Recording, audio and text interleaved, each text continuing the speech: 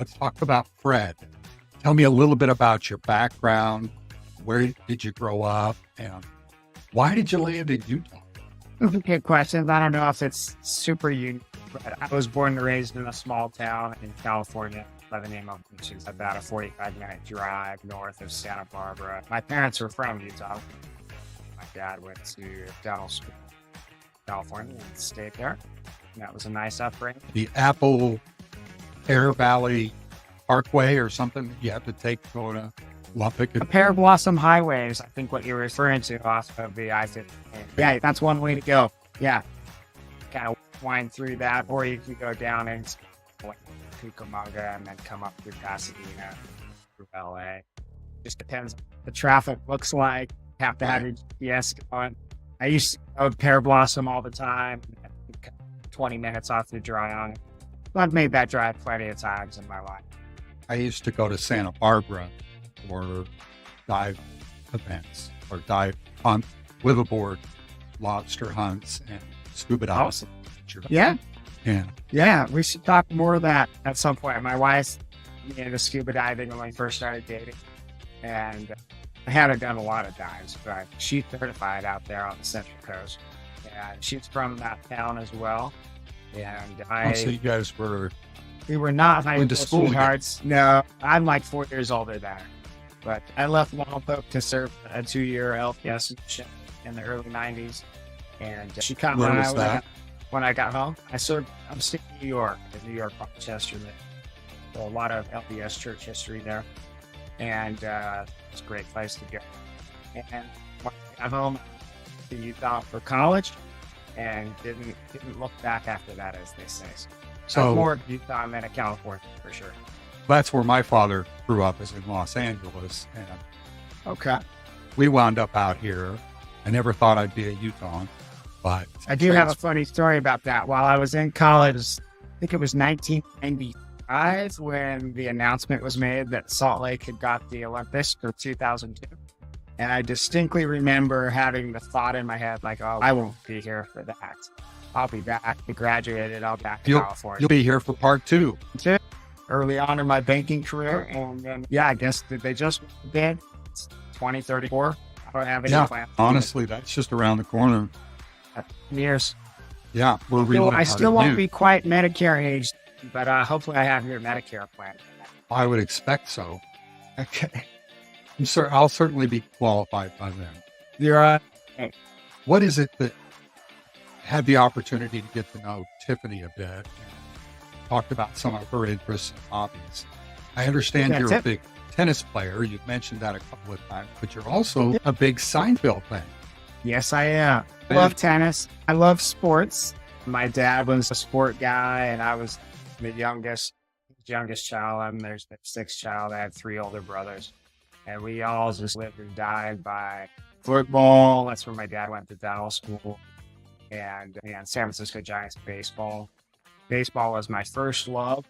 I remember my dad played tennis at the University of Utah back in the 50s. And I remember being on the side of the court. I was pretty young. I was like 8 or 9. And just thinking, this sport seems stupid or weird. I throw right-handed, but in baseball, I batted left-handed. And that's similar to a two-handed backhand. I took a racket. I was like, let me try this. I have decent eye-hand coordination, and I was hitting the ball. My dad was like, you want to try learning it? I thought it's a good time to spend with my dad as a young kid. I got the bug about a year later. We watched a lot of sports, and I remember watching John McEnroe and Bjorn Borg play. I was fascinated by their contrasted styles. Fell in love with it pretty quick, pretty avidly from about 9 years old to 14. Tennis can be a frustrating sport too, like anybody who golfs, like anybody who plays individual sports. There was a time there where I took a break and played the other popular sports, team sports in high school, but had a really good high school experience with tennis, good friends, and had the opportunity to play a little bit of junior college before I went on the LBS mission. After the LBS mission, I was more focused on, I wasn't that good to play college, like main level division. No division. But certainly not at BYU where I was going to school. So it was more intramurals and got away from it, but came back to it about 7 years ago as my son started playing and I got involved in adult recreational tennis. It's been a lot of fun. I've met a lot of people and I play regularly for the last 7 years. It's something I really like. I like to be active. How did you guys get together? And tell me a little bit about your family. Yeah, so Tiffany and I met. I got home from an LDS mission. I went to school, came home after that first school year. The Longboat, stayed home and started noticing her, and we started hanging out a little bit. Yada, yada, yada. Another reference. Years later, we're married and haven't looked back since. We have 2 children, a son named Kevin, who's 18 now, and a daughter named Madeline, 16. So she's a sophomore at Skyridge High School. Devin is currently serving an LDS mission in Baltimore, Maryland. Graduated from Skyridge in 2020. And I passed down the tennis to him, probably begrudgingly to him. He also played football at Skyridge and likes all sports as well. So we have a great bond that way. And yeah, so Tiffany and I met there in hometown, and he is adventurous, always has been. Went to the scuba diving when we first were dating, but he always evolves. And probably for the last 10 years or so, she's been really into being engineering. She's done a lot of cool things. But even when we first started dating, I thought she would do cool things from the scuba standpoint. She's always been into fitness. She was a lifeguard at the local country club pool. She's an activist. You wouldn't think of it, but she met before the board, the country club, to remove the diving board because the pool wasn't deep enough. And so she did a bunch of, probably chagrin of patrons, also to protect any kind of lawsuits or anything. So she's crowd in the handicap stall. Yeah, right. She's very, when she's passionate about something, she goes all in. And it's been fun to see that from an eye perspective. As she just joined our chapter a few months ago, she's always reading up, and she's always on Pride usually.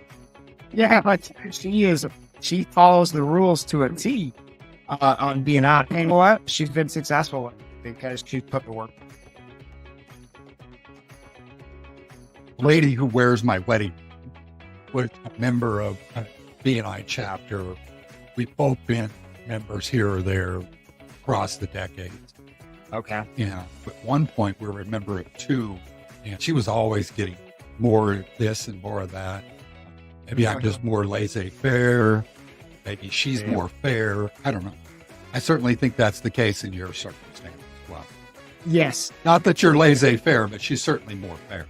I think we can relate to that, yes.